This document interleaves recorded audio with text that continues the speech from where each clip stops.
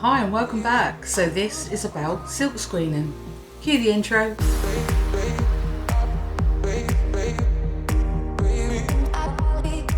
Hi and welcome back to the Polymer Clay channel. So today is going to be a little bit easier video, for me at least. So this one is going to be about covering a little jar. Now I know I do a lot of covering jars, but you know what? It's one of my favourite things to do because you can experiment so much doing this. This is just a candle jar. I have a lot of candles, as you can see, there's one in the back there. I absolutely love them. So I scrape all the wax out and then I give it a good wash, and then I've got something really cool. So this video is going to be all about creating some really intricate detailed patterns with a new technique that I found called silk screening. Now I didn't think I'd be any good at this, so I kind of put it off for a little while, but I wanted to show you what I'd actually come up with. So I actually tested this out because I wasn't too sure whether I'd be able to make it any good or not. And I've got some really cool things to show you today. So I'm going to cover a candle jar just like this, and I'm going to show you how I did it. So here we go.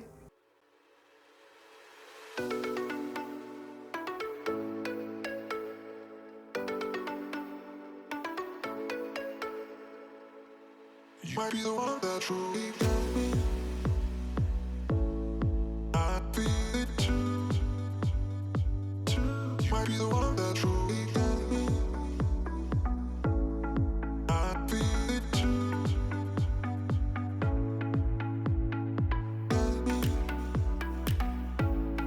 I feel it too. You might be the one that truly got me. I feel it too.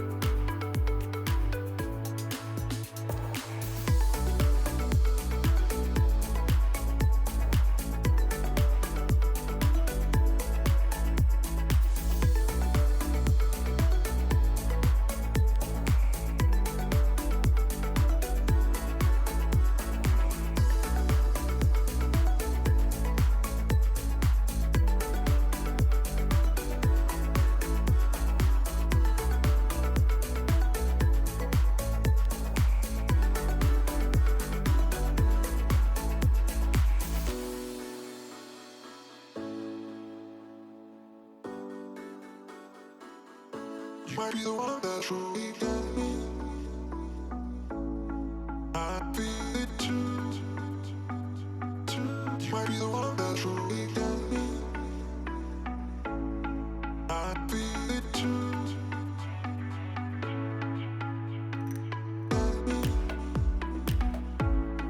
I feel it too. You might be the one that truly got me. I feel it too.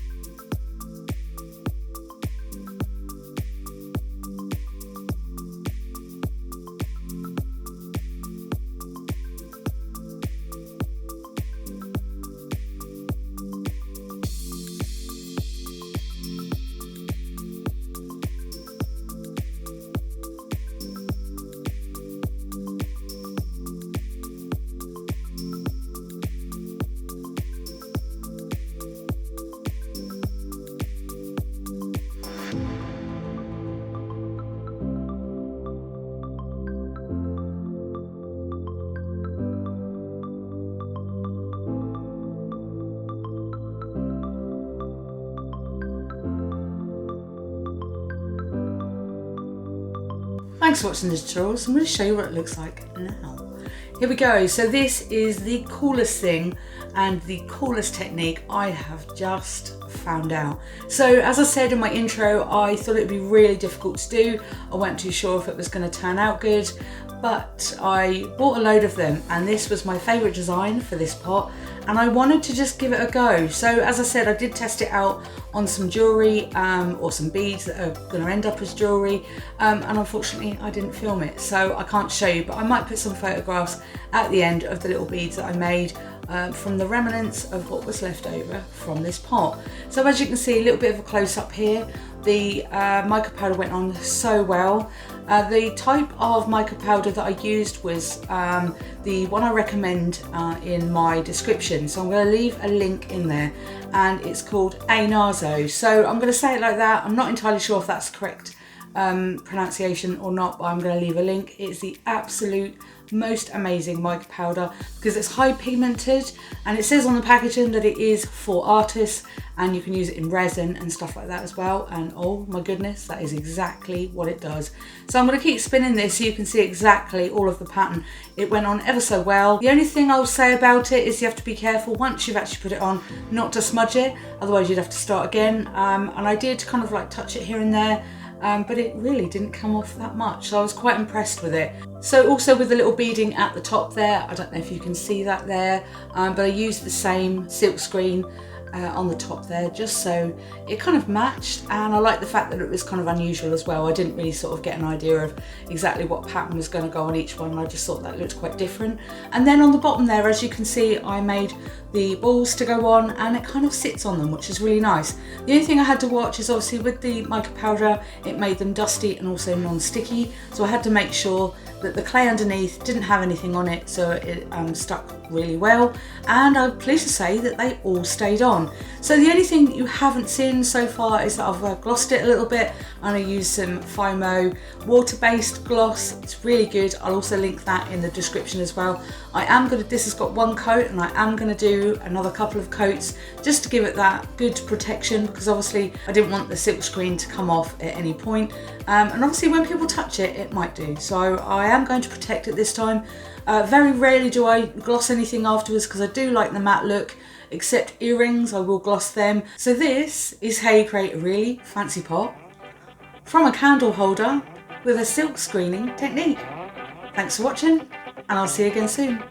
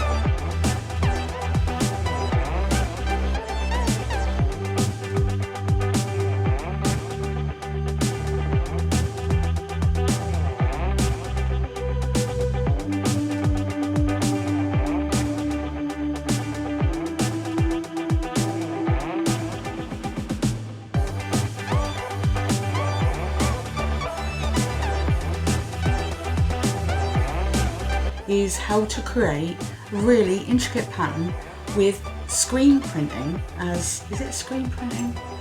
Silk screening, that's it. Oh dear. It went on really cool to decorate. So this video is going to be a load of whatever with A-NRZO.